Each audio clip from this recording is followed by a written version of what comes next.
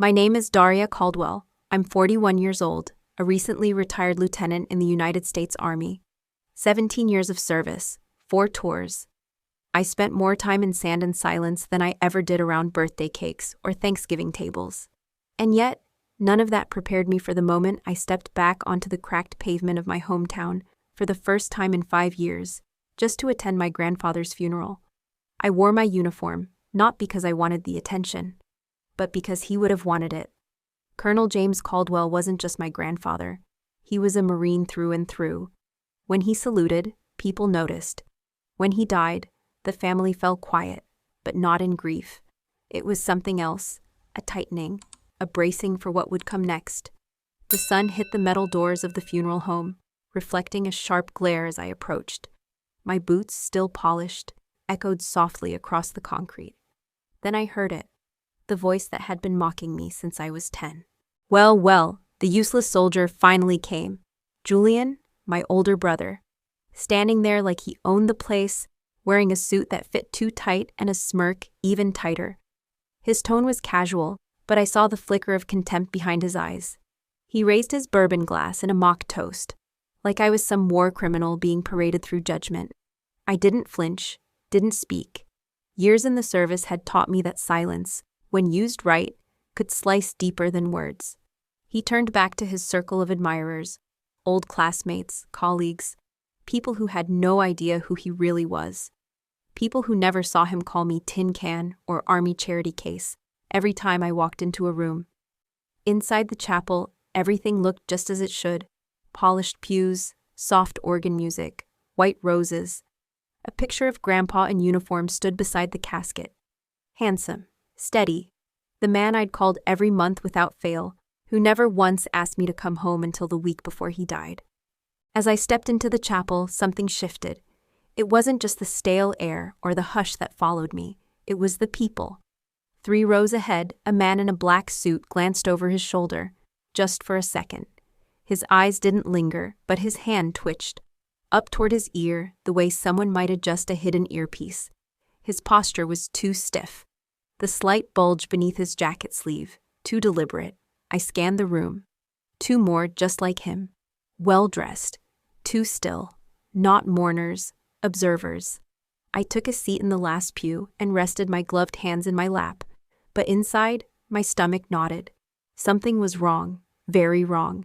I didn't come home to start trouble, but the trouble was already here, and it was watching my family like a hawk. The service began. The pastor spoke gently, mentioning Grandpa's service record, his devotion to the country, and the way he always kept his boots polished, even in retirement. It was true. The man never let anything rust, not even his morals. Julian sat up front, wiping away a tear that wasn't real. I could tell by the way his eyes stayed dry and his hand moved just a second too late. Mom sat next to him, her face a mask of grief, but I'd seen that look before. It wasn't mourning, it was denial. My husband, Kyle, sat beside me, former Army intelligence, now working cybersecurity. Steady, grounded. I leaned in close and whispered under my breath, "We need to go, now." He turned to me, confused, lips parting to speak. But I was already standing. I gripped his arm and guided us down the aisle, slow, quiet, unobtrusive. Like a retreat, not a scene. We reached the car. Only then did I exhale. My hands trembled just enough to be noticeable. Kyle shut the driver's side door and looked at me. "What was that, Daria?" I looked straight ahead for a beat before turning to face him. The words came out low, measured. "You really didn't see it, did you?" He frowned. "See what?" I reached into my coat pocket, pulled out my old secure device, still active, though barely legal to use in civilian life. I saw 3 men in that chapel with concealed weapons. One of them was wired. The other 2 kept hands low, body language tight. And Julian, he knew they were there. He was acting. Kyle's expression changed, from concern to calculation. "You think it's connected?" I nodded once. "It's not just a funeral. It's a cover." He started the engine. "Where do we go?" I gave him the answer I'd rehearsed since the moment I saw that first movement in the crowd. "Somewhere safe, then I make the call." 10 minutes later, I was on the phone. It took less than 30 seconds. No names, just the code. This is Lieutenant Caldwell, 17 Delta. Barton Avenue Funeral Home. Suspected reactivation of Operation Peregrine. Immediate response required. They didn't ask for more. We sat in silence, parked in a quiet lot behind a closed diner, watching the minutes tick by. Then we heard it. The sirens, 4 black SUVs, lights off, silent approach. Within moments, they surrounded the funeral home. Agents in black emerged, FBI, tactical gear, voices on radios. I didn't need to watch what happened next. I already knew. They were there for Julian, and I was the one who'd brought them. 3 months before the funeral, my phone rang in the middle of a Friday night. Grandpa wasn't one for late calls unless something was wrong.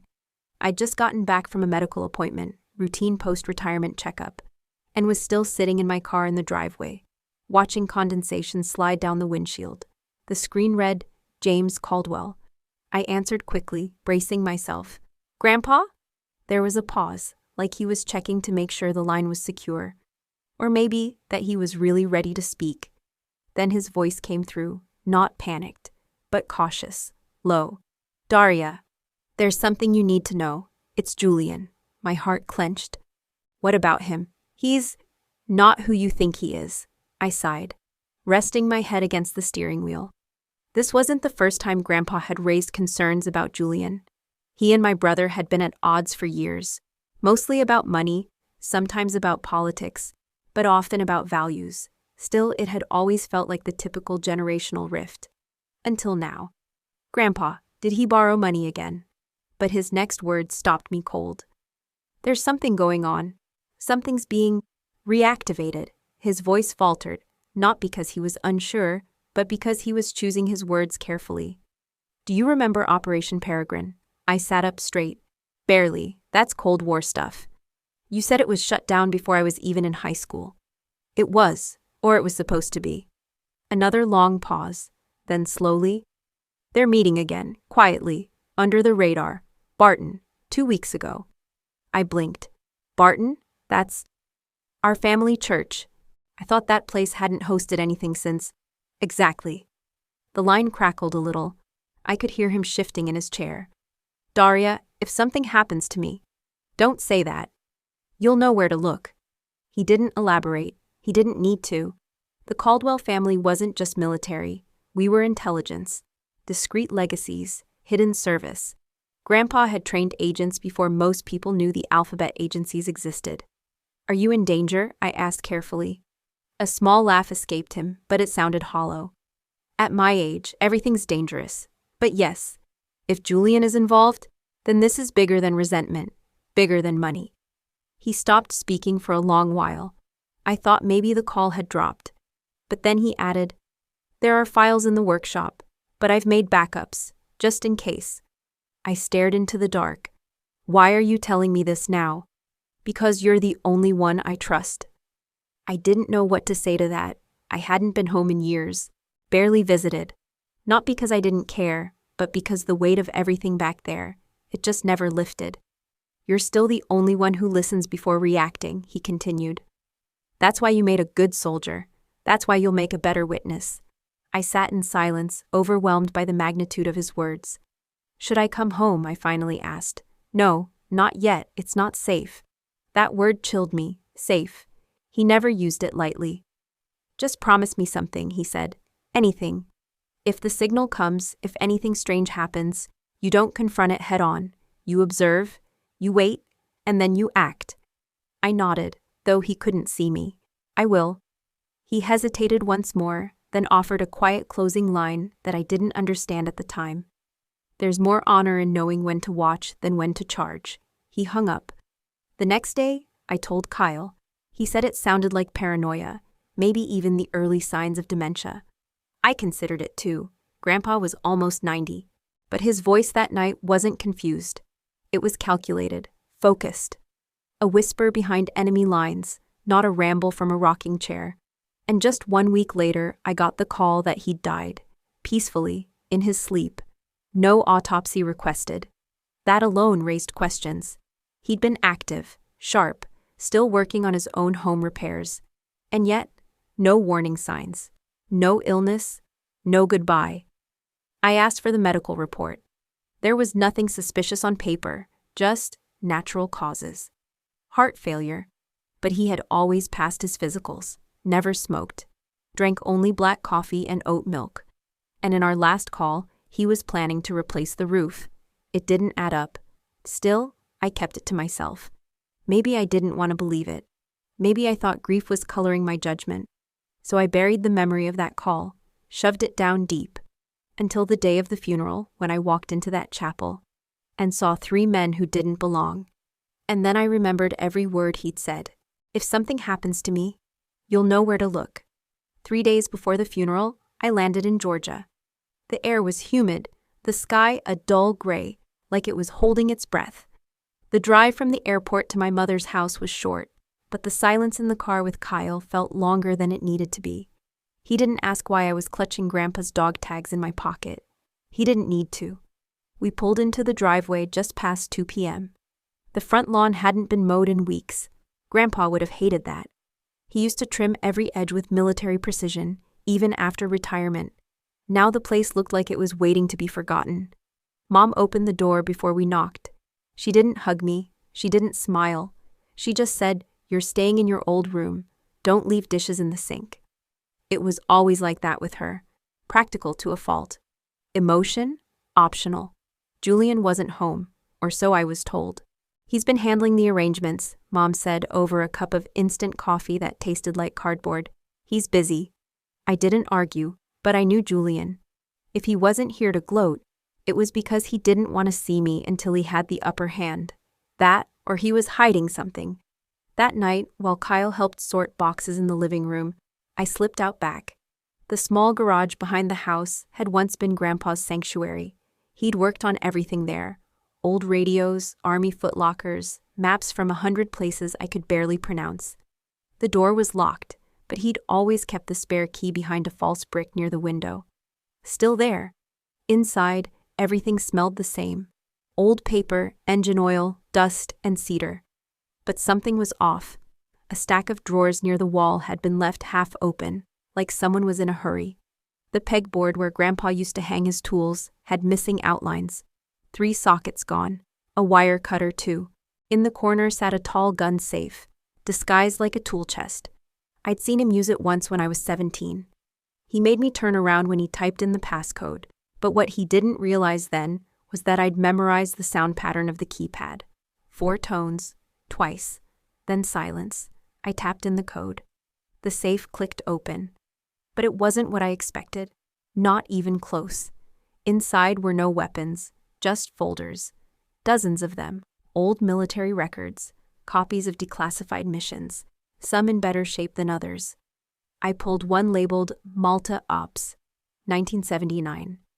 Yellowed paper, ink slightly faded. I reached for another, but then I saw it. A manila folder with the corner torn, stuffed in backward, like someone had jammed it in at the last minute. On the front, scrawled in blue ink, were the words, Project Peregrine, 1987. My blood ran cold. That name again. The same name Grandpa had whispered to me on the phone. The same operation he said was being reactivated. I opened the folder carefully, expecting to find classified diagrams, maps, maybe encrypted notes. But all I found were photocopies. Dozens of pages, all stamped as copies. No official seals, no signatures, no chain of custody. Someone had replaced the originals, and sloppily. A page was misaligned, part of the text cut off. Another page was upside down. Grandpa would have never allowed this. I searched the rest of the safe. Nothing. The originals were gone. I sat back on my heels, staring at the folder, trying to make sense of what I'd just found. Was this what he meant? Was this the backup he'd warned me about? Or what was left of it? Had someone already been here before me? I closed the safe and stood up. That's when I noticed the faint scuff marks near the workbench. Boot prints, not Grandpa's. Someone else had been inside, recently. I snapped a photo of the folder, tucked it into my backpack, and left the garage as quietly as I'd entered. Back in the house, Mom was asleep in her recliner. Kyle had dozed off on the couch. I stood there for a moment, looking around. Everything looked normal, quiet, domestic. But I knew something now that none of them did. Someone had been looking for what Grandpa hid, and I had just found the hole they left behind. Later that night, I opened my laptop, logged into an old encrypted cloud I hadn't touched since deployment, and uploaded every image of that file, just in case. Because if Project Peregrine really was being resurrected, then the funeral wasn't going to be the only thing they tried to bury. By late afternoon, the chapel had emptied, but the house was filling. The Caldwell home always did feel smaller when people came pretending to care. Faces I hadn't seen in years gathered around the living room and the kitchen. Neighbors, old church ladies, people who couldn't remember if Grandpa had served in the Navy or the Marines. But Julian held court in the center of it all, like a damn politician. He wore black like it was a costume. The Rolex on his wrist caught the light with every exaggerated gesture. In one hand, he held a tumbler of whiskey, Grandpa's favorite.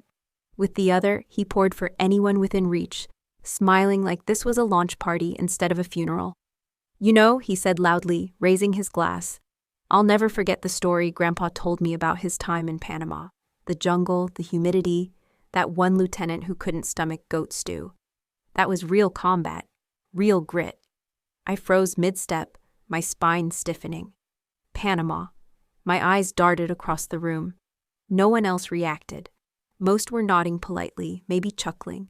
Someone muttered, "Classic Jim," as if the tale had been told 100 times, but it hadn't, because it never had. Grandpa never spoke about Panama, not to anyone, except me, and certainly not about the goat stew.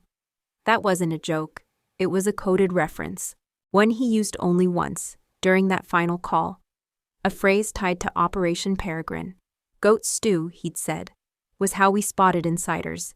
If they brought it up, we knew they'd read the wrong files. I moved closer, standing near the edge of the room. Julian noticed me but didn't flinch. He continued. "And the mission they ran, Peregrine? Oh man. Grandpa said it was the reason the Soviets backed off the Caribbean." Someone whistled low. "Peregrine? That was Cold War, right?" Julian chuckled. "Not officially, of course. You won't find it in any files. But yeah, he trusted me with that one. That was a lie. All of it. Every word." I stared at him, not blinking. He wasn't just repeating old family myths. He was testing, signaling, using classified references, stories Grandpa deliberately shielded. He was seeing who would react, who might know what he'd taken. It was sloppy and intentional. A woman next to him, curvy, dark-haired, vaguely familiar, laughed and touched his arm. "You always make everything sound like a movie," she said. Julian turned to her, voice softer, almost smug. "Truth's stranger than fiction when you grow up in the right family." I took a step back, my fingers clenched. Kyle found me by the hallway, holding 2 glasses of water. "You look like you're about to knock him out." "I should," I muttered. "He's quoting files he never read." Kyle handed me a glass. "You sure he didn't see them before you arrived?" I shook my head. Even if he found them, he wouldn't know what those references meant unless someone explained it to him.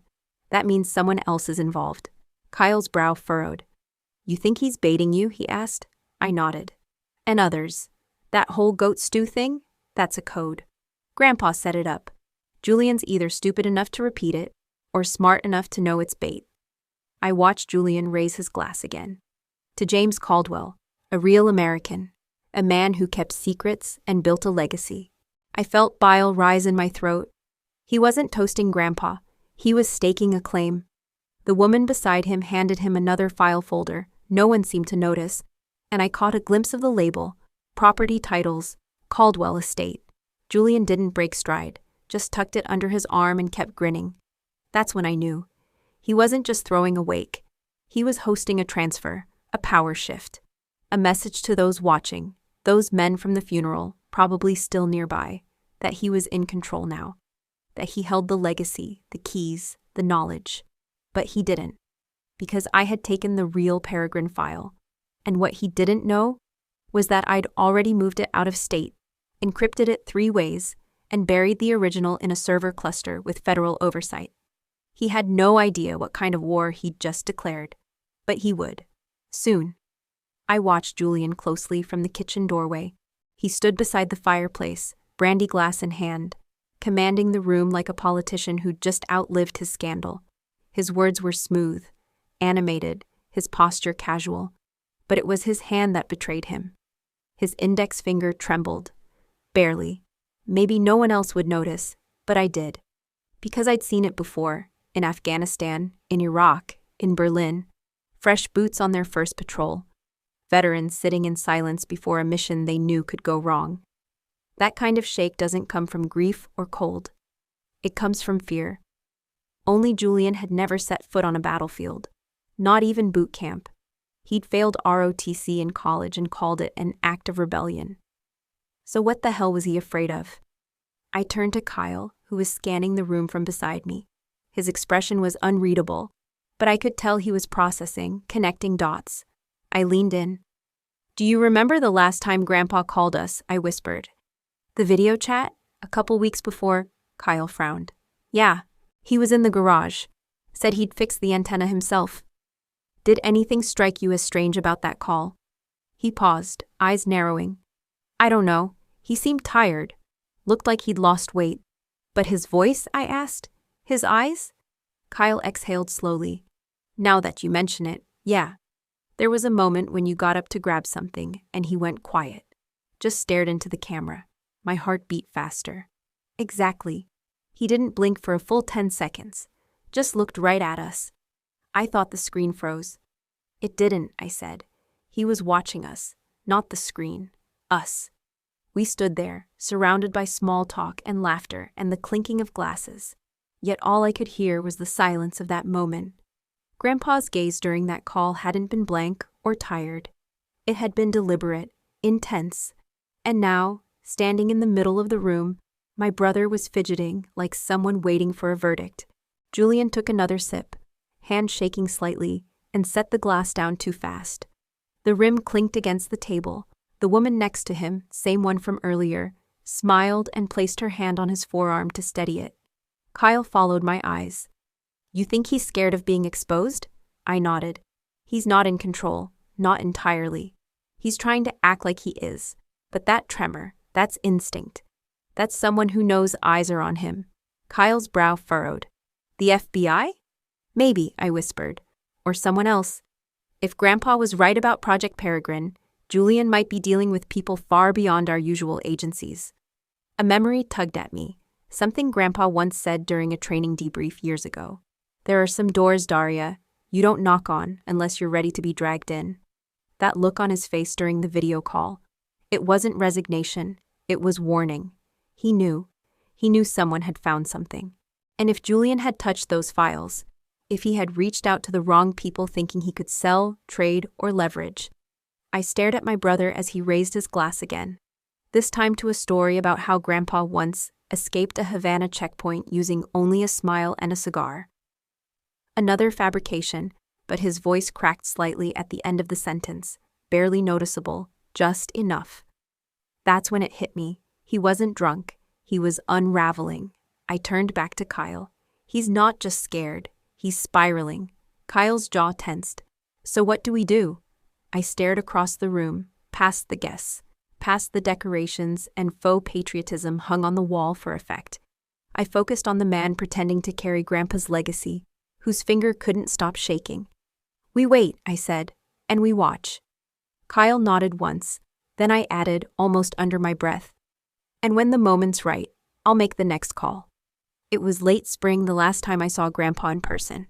I'd just finished a 6-month rotation assisting with veteran reintegration in Colorado and swung by Georgia unannounced. He was in the backyard, sanding down an old cedar bench like it was a sacred ritual. When he saw me, he didn't smile, not right away. He just nodded. "Still know how to show up without calling," he grumbled, though his eyes softened.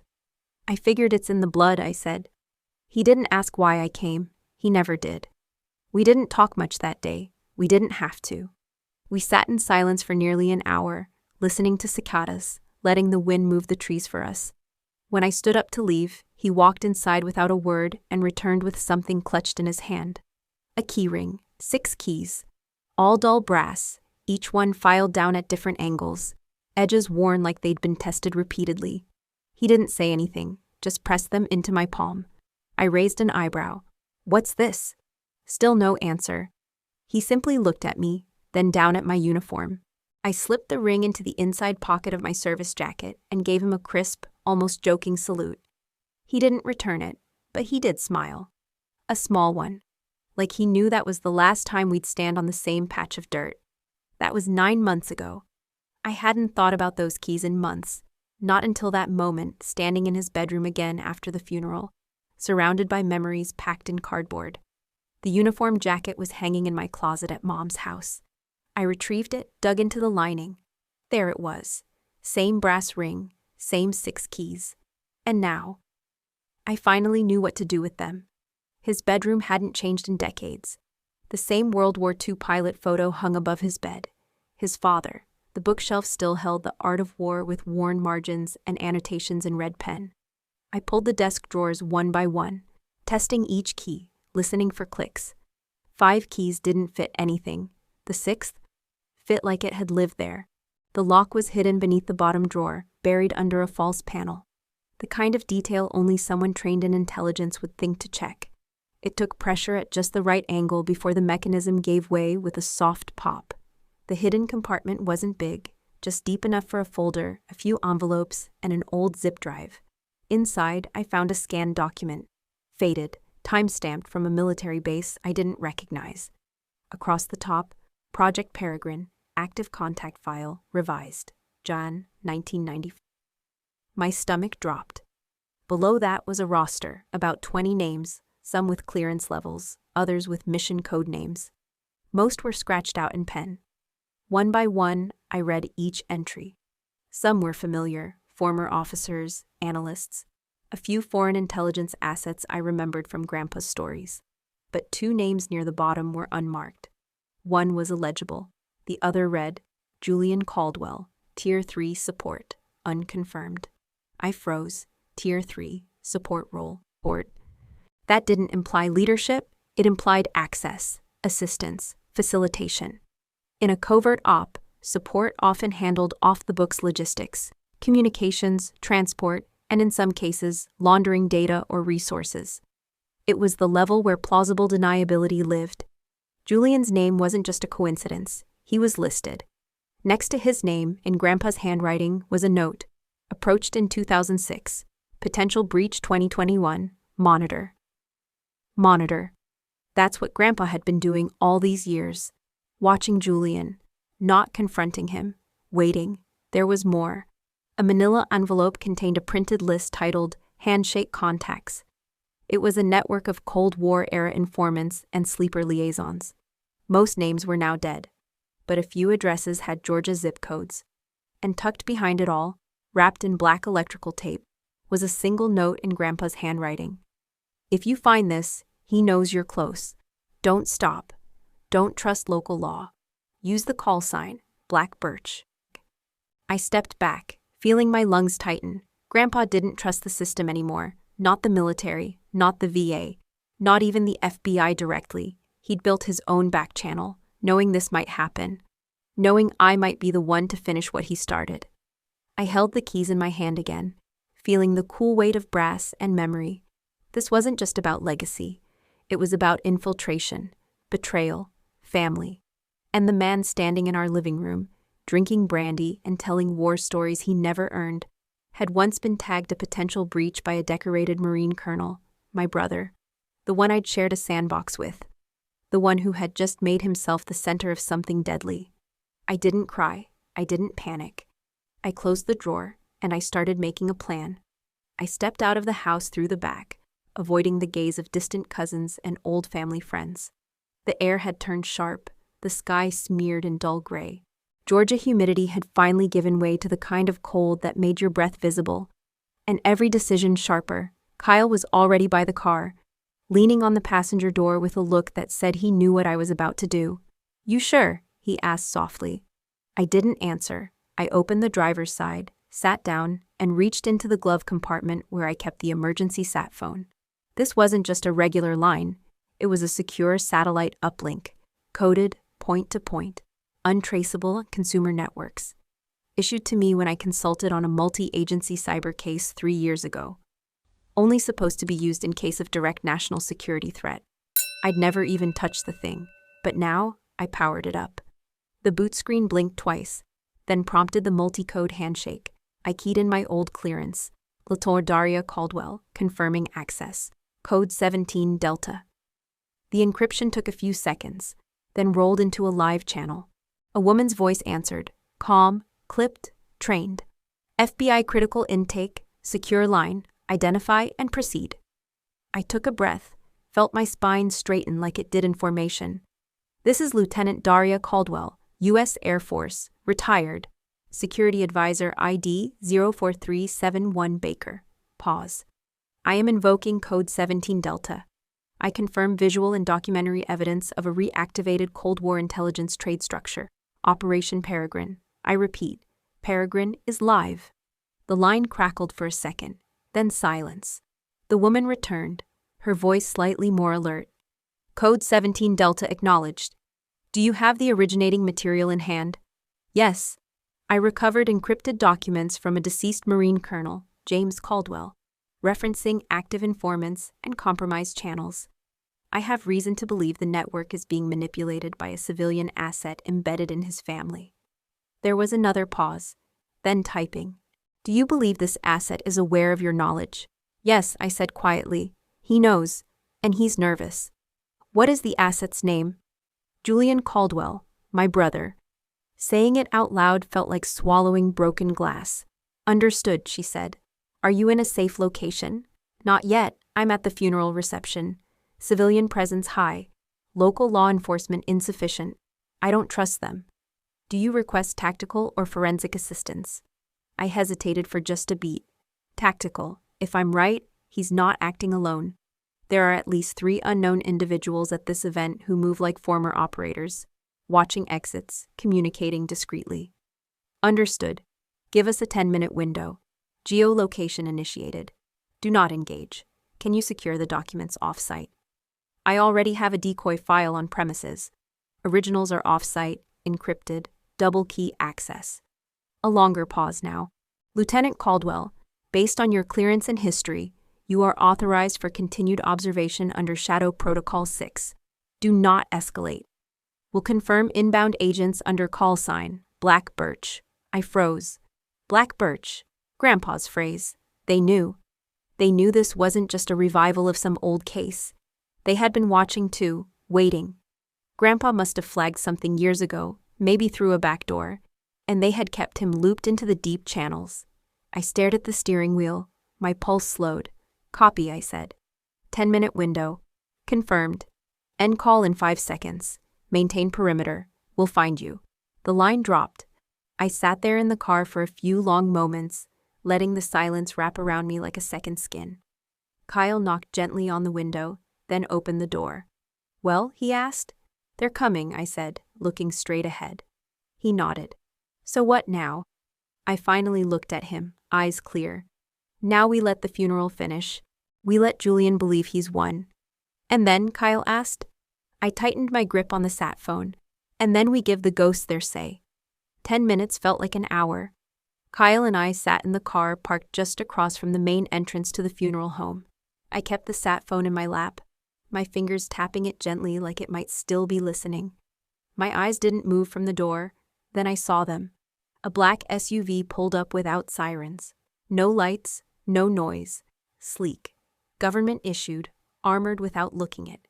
4 agents stepped out, dressed in suits with bulletproof vests, barely visible beneath. 2 of them moved toward the side entrance. 1 carried a slim black case. The 4th pulled out a badge and clipped it to his front. Federal Agent, DOJ Task Force.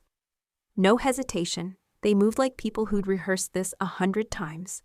From where I sat, I had a perfect view of the front glass panels. Inside, the room was still full of low conversation and fake smiles. Julian stood near the framed portrait of Grandpa, holding a whiskey tumbler and grinning at some second cousin I didn't recognize. I didn't need to see inside to know what would happen next, but Kyle did. He turned toward me, his fingers gripping the steering wheel though he wasn't driving. Daria, he said carefully, are you absolutely sure about what you saw? About what this is? I didn't turn to him yet.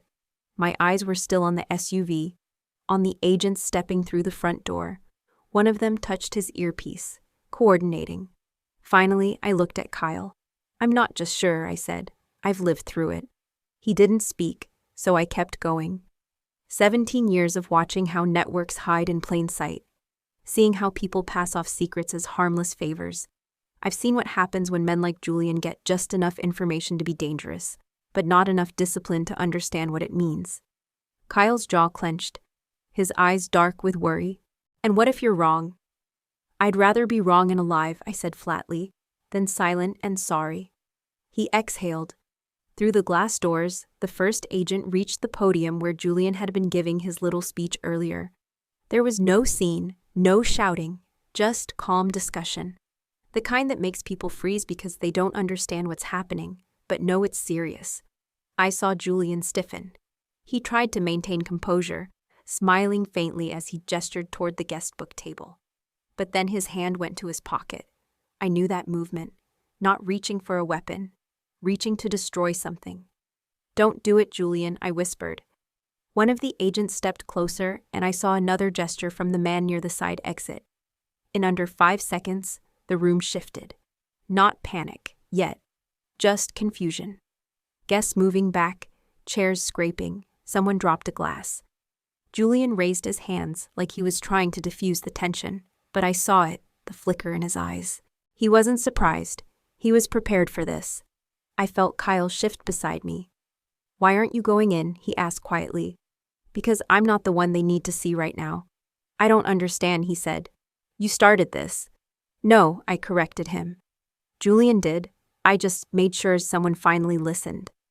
The agents surrounded Julian now, their formation tight. One took the glass from his hand. Another began speaking to the crowd, something about a federal investigation. Guests were being calmly escorted out the side.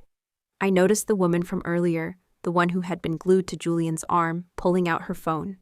One of the agents saw her, a brief exchange. The phone disappeared into a Ziploc bag. I felt a sharp pang in my chest. She wasn't just a date. She was part of it. I looked down at my lap, at my hands. They weren't shaking, not anymore. Kyle broke the silence again. "Did he ever have a chance," he asked, "to do the right thing?" I turned to face him. "He had 17 years, I said. "Same amount I gave the country. He used his time for leverage. I used mine for duty." A beat passed. Then quietly, Kyle said, "I still don't know if this will fix anything." "It won't," I replied. "But it stops it from getting worse." I turned back toward the building. The doors were opening now. Julian was being led out, head down.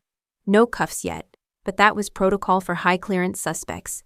He wasn't resisting, but his eyes scanned the parking lot. And when they landed on our car, I knew he saw me. I didn't look away, neither did he.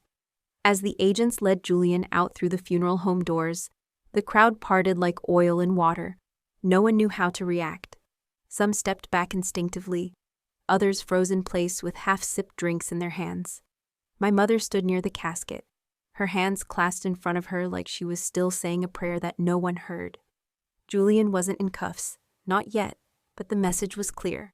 The agents didn't need to make a show of force, just presence, and it worked. Silence fell over the room like snow on glass. Kyle and I stepped out of the car and crossed the parking lot. Not fast, not dramatic. Just enough for people to register that I wasn't just a guest. When we stepped through the doors, I saw her, my mother. She turned. Her eyes widened the moment she saw me. Her lips parted, but she didn't speak. She didn't need to. The room had already done the talking. Her gaze drifted past me to the door where Julian had disappeared. Then it came back to me, and that look, that wounded confusion, cut through me sharper than any bullet I'd ever dodged in the field. I walked up to her. She didn't flinch, but she didn't move forward either. Her arms stayed pressed close to her sides, like she was holding something inside. Maybe 100 questions, maybe none. "What did you do?" she asked, her voice trembling, not with rage, but something more fragile. I stood still, calm. "I didn't turn against this family," I said clearly. "I turned against a traitor." Whispers stirred behind us, but I didn't turn around. The room faded into blur. All that existed now was this moment. Me, her, the weight between us. She blinked, and for a second, her whole face collapsed inward. Not in grief, not even in denial. Just confusion, like a woman whose compass had suddenly stopped pointing north. "Your brother," she whispered. "No," I corrected her softly. "Your son. My brother died a long time ago, Mom. You just didn't want to see it." Her breath caught. She opened her mouth to speak again, but I raised a hand, not rudely, just gently enough to hold the space. "I didn't do this to hurt you," I said. "But Grandpa tried to warn us. He left signs. You saw the way he kept Julian at a distance in his last years. You heard the things he wouldn't say out loud. I just followed the breadcrumbs he left behind." She looked away then, toward the casket. "I thought we were done with secrets when your father died," she said quietly. "So did I." We stood in silence for a long beat. Then she asked, "Why now? Why today?" I glanced around, because I had to wait for him to show his hand. He got cocky, started referencing things only Grandpa and I knew. Peregrine, Panama. Those weren't just war stories. They were red flags. I couldn't ignore them anymore. Her eyes glistened, but no tears fell. She was a soldier's wife, after all. "I raised 2 children," she said, voice soft. "One was a ghost. The other became a stranger." I flinched, just a little, then said, "Maybe that's true, but only one of us was willing to be seen for what we really were." I turned then, prepared to leave her in the stillness of her thoughts, but she spoke again, just as I reached the foyer. "Did he sell things?" she asked. "Classified." I paused. "I don't know yet," I said honestly. "But whatever it was enough to make 4 federal agents come to Grandpa's funeral." That silence again. Her shoulders sagged. "You should go," she murmured. I nodded, not out of defiance, just acknowledgement, respect for the wreckage. As Kyle and I exited through the double doors, I felt the hush behind us ripple again, like the echo of something too big to be named. I didn't look back. Outside, the sun had started to break through the clouds. Thin shafts of light reached across the lawn, casting long shadows over the graves. Kyle slipped his hand into mine. Neither of us said anything. Some truths didn't need repeating. That night, the air in the house was heavy with something more than grief. It was judgment, thick, unspoken, and poisonous. Mom called me into the kitchen like she used to when I was 16 and caught breaking curfew. Same voice, same chair. But the stakes were higher now. She sat with a mug of coffee in her hand, though it had long gone cold. She hadn't touched it. Her eyes were fixed on a spot on the wall behind me, like, maybe if she looked hard enough, it would all make sense. I stood in the doorway for a moment before walking in. The hardwood floor creaked like it remembered our old fights. I sat down across from her, folding my hands in my lap. She didn't speak for a while, just stared. Then finally, "Why'd you do it, Daria?" Not angry, just hollow. I met her eyes. "Because I had to." Her brow furrowed. "You didn't. You could have come to us, to me. We could have figured it out together." I kept my tone calm, measured. "Figured out what? That Julian's been lying for years? That he's been feeding things to people we don't even know? That he walked into a funeral with a micro recorder in his shoe and enough false stories to make himself look like a war hero?" She winced. I leaned in. "Grandpa warned me, Mom, in his own way. He left pieces for me to find. I chose to listen." Her voice cracked. "But he was your brother." I didn't flinch. "No, he was your son. My brother died when he sold his loyalty for leverage." She looked away, her fingers tightening around the coffee mug. "You embarrassed us," she whispered. "I protected us," I corrected. "You just haven't realized it yet." She shook her head. "I don't recognize you anymore." I gave a soft laugh, not bitter, just tired. "I've been the same all along. I just stopped apologizing for it." Silence again. Then she asked, barely audible, "Would you do it again?" I looked her straight in the eyes. In a heartbeat. She stood slowly, moved toward the sink.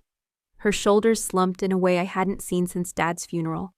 And just before she turned away, I said it. "I didn't choose blood. I chose Grandpa. I chose honor. Blood can betray you. Honor doesn't." She didn't respond. Just stood there, staring out the window into the dark backyard, where the porch light flickered against the night. I rose and walked to the hallway, Passing by the family photos on the wall, Julian's graduation, my basic training ceremony, our last Thanksgiving together. One frame was missing, the photo of Grandpa in uniform. I paused, then walked on. Behind me, the silence held. Heavy, like the kind that follows a fire, when the structure's still standing, but the heat has hollowed everything out. The next morning, she knocked on my bedroom door like she had something to say she'd rehearsed all night. Her knock wasn't gentle. It was tight, restrained, like she'd held back a storm and wasn't sure if she still should. I opened the door. She didn't wait to be invited in. She walked past me, arms crossed, the smell of stale perfume trailing her, same one she wore when Dad was still alive. She stood in the center of the room, avoiding eye contact. "You didn't have to humiliate us," she said. I didn't move. "You didn't have to ruin your brother's life," she added, sharper now. "You could have come to me, talked to me, not the feds." I held her gaze. "And what would you have done, Mom? What would you have said if I told you Julian was trading classified military records for cryptocurrency?" She flinched. "That's not, isn't it?" I cut her off. I walked to the nightstand and pulled out my encrypted tablet, tapped it open, found the file. I downloaded it after retrieving it from the drive Julian tried to burn, sloppy.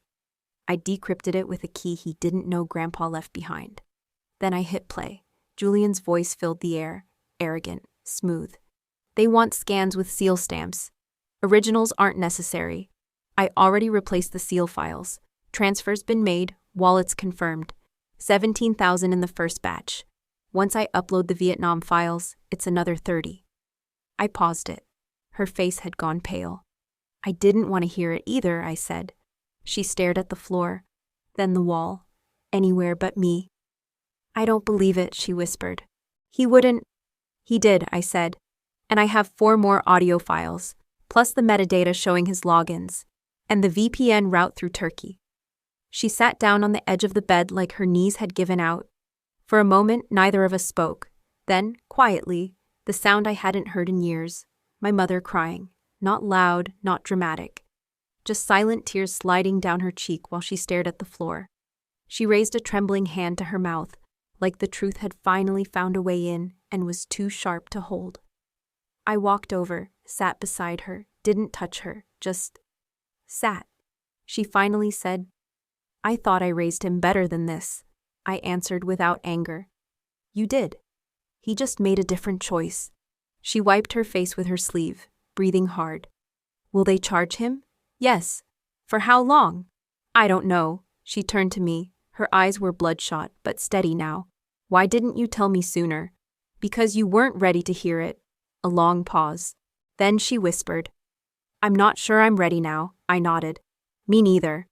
It was raining when David showed up. I hadn't seen him in almost 12 years, not since Grandpa's retirement ceremony. He looked older, but not weaker. The kind of man who wore history on his face like medals on a uniform. He waited on the porch, his coat soaked through, holding a folder wrapped in plastic like it was something sacred. When I opened the door, he nodded once. "I figured you'd be the only one left who'd want the truth," he said. I stepped aside. David didn't speak until he sat down at the kitchen table. He declined coffee, just placed the folder on the table, and kept his hands resting gently on it, like it had a pulse. "I served with your grandfather in 1987, he began. We were both attached to the Peregrine unit, Black Ops intel sharing in the late Cold War years. Surveillance, trade routes, data intercepts, Cold War cleanup. Mostly classified field work." I nodded. "Correct. I've read the dry version," he gave a thin smile. "Then let me tell you the version they don't print." He opened the folder. Inside were yellowed documents, handwritten maps, even a faded photograph of 6 men in uniform, Grandpa in the center. David tapped the photo. "Back then, we were told there was a breach. Someone was leaking internal movements to Warsaw Pact allies through a backdoor network. Stuff that could get people killed. The program shut down overnight, but we never found the mole." He paused. "Until now." I leaned forward. David continued, voice softer now. "Your grandfather suspected someone inside the unit, but we were never able to trace it. No fingerprints, no direct transmission logs. Whoever it was, they were smart. Covered their tracks, burned the trail." My stomach tightened. "Was Julian even born then?" David nodded solemnly. "Yes, And he wasn't involved then, but we think someone passed him the access later, maybe through inheritance, maybe through digital remnants your grandfather left behind, not knowing it would be exploited. He looked me dead in the eye. You found something he didn't mean for Julian to find, didn't you? I hesitated. Then gave a slow nod. A hidden drive. Encrypted archives. Keys embedded in personal letters.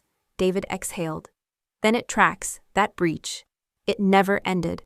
It just changed hands. Your brother picked up the chain where someone else dropped it. Maybe to make money, maybe for leverage, but he knew exactly what he was handling. I leaned back, my voice a whisper. Why didn't you come forward sooner? He looked away, jaw tight. Because silence was easier. Until I saw what you did. At the funeral, that took guts. A pause passed between us. I owed him more than silence, I said. David nodded slowly. You gave him justice, even if it came late. I reached for the folder, held it like a truth finally unearthed. Outside, the rain had stopped, but inside, the storm was still working its way out. The letter was folded into a book I'd almost left behind. A dog-eared copy of Meditations by Marcus Aurelius, Grandpa's favorite. He used to quote it to me when I was 13 and thought the world owed me understanding. Waste no more time arguing what a good man should be. Be one. He said it like it was gospel. I'd taken the book from his desk out of instinct, not expecting anything inside. But when I sat on the edge of the motel bed that night, something felt off. The spine was too stiff near the back. I opened it and found the envelope tucked inside.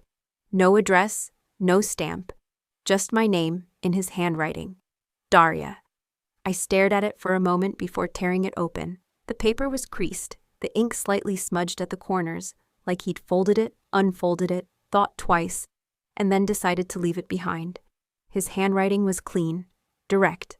Daria, if you're reading this, I probably didn't get the chance to say what I should have said years ago. You were always the quiet one, the one who listened before she spoke. That's why I trusted you. Trusted you to know the difference between silence and cowardice. There are things I've done in uniform that I don't expect applause for. Some I've tried to forget. Others I've locked away until I realized locking them away was just inviting someone else to find them. If one day the truth brings you pain, remember, a soldier doesn't fight for applause. He doesn't stand for cheers. He stands because it's the right thing to do. And sometimes the only way to honor that is to stand alone. I'm sorry you may have to, but I've never doubted that if anyone could, it would be you. Grandpa. I read it twice, then a third time. I didn't cry. Not because I didn't want to, but because the letter didn't ask for tears. It asked for clarity, resolve. He hadn't written this for comfort. He'd written it to give me a compass, to remind me that pain didn't mean I'd made the wrong choice. It just meant I hadn't run from the right one. I folded the letter and placed it back in the book, then held it to my chest. Kyle knocked softly on the door behind me. You okay? He asked. I nodded, still facing the wall. Yeah, I said. I just finally heard what I needed to hear. In that silence, I understood truth rarely comes with comfort, but sometimes it comes with legacy, and that's enough. The courtroom smelled like old paper and something colder, something permanent. Julian sat 2 rows ahead, flanked by his lawyer and a federal marshal. He wore a simple gray suit. No handcuffs in view, but the weight of them was there. Not on his wrists, on his face. The room was packed. Veterans, former colleagues of my grandfather. 2 agents from the FBI's counterintelligence division. Even David was there, sitting near the back, hands folded, jaw clenched. The judge read the sentence slowly. 32 months in federal prison, followed by probation. They had enough for conviction, but not enough for treason. Not without pulling decades of dormant skeletons from closets no one dared open. But I knew better. This wasn't about numbers. It was about names. When the judge asked if he had anything to say before sentencing, Julian stood. He didn't look at the judge, or at our mother, who sat stone still, her fingers interlaced tight on her lap like she was praying to someone who stopped answering years ago. He looked at me. For a moment, I braced myself for blame, for venom, for some petty attempt to rewrite history in front of strangers. But his voice was low, steady. You were right. Silence spread like a ripple through the room. He continued, eyes never leaving mine. Grandpa chose you. Not because you were a soldier, not because you outranked me, but because you didn't stay silent. A hush fell over the room. He swallowed. I wanted legacy, but I wasn't willing to earn it. You carried it, and I tried to erase it. I didn't move, I didn't speak. I'm not asking for forgiveness, he added. I just wanted to say it out loud, while I still had a name. Then he sat down. The gavel came down. The moment ended. Outside the courtroom, reporters waited like vultures. I walked past them. Kyle shielded me from the noise. But I wasn't running from it. I had something louder inside me now. The truth. It wasn't the victory I imagined. No applause, no vindication. Just the cold air of a courthouse morning and the quiet weight of something that felt finished. Not healed, not erased, just finished. And maybe that was enough. Because justice, when it works, doesn't feel like fireworks. It feels like silence, the kind that doesn't haunt you anymore. 3 weeks later, I stood at the edge of the old barracks, now renovated into a leadership academy for newly commissioned officers. The floors smelled like waxed wood and fresh linen. The walls still carried the voices of those who passed through before us, when we were younger and louder and hadn't learned yet how silence sometimes says the most. I had been invited to speak to the graduating class. They asked for a speech on integrity. I brought only a folded note from my grandfather and the chain with my dog tags. Nothing more. At the end of my talk, a cadet raised his hand. Barely 20. Green eyes, straight back, but something unsure in his voice. Ma'am, if you had to choose again between honoring the truth or protecting your family, would you still choose what you did? The room quieted. All eyes on me. No air conditioning hum, no fidgeting, just wait. I looked him in the eye and said, I didn't choose to abandon my family. I chose not to let my family abandon honor. Somewhere near the back, someone inhaled sharply. Maybe it was just the air settling, or maybe they understood. Because that's what truth feels like when it lands. Not loud, just real. When the session ended, I lingered at the edge of the parade grounds, watching the sunlight cut clean lines between the flagpoles. Kyle waited in the car. He didn't rush me. Before we go, I want to leave something with you. Maybe you're watching this on a quiet morning, coffee in hand. Or maybe it's the middle of the night, and stories like this are the only thing keeping your thoughts company. Wherever you are, thank you. We read every comment you leave, and we carry your stories too. If this one touched your heart, consider subscribing. Not just for more stories like mine, but to be part of a community that still believes in second chances, in healing, and in the quiet kind of strength.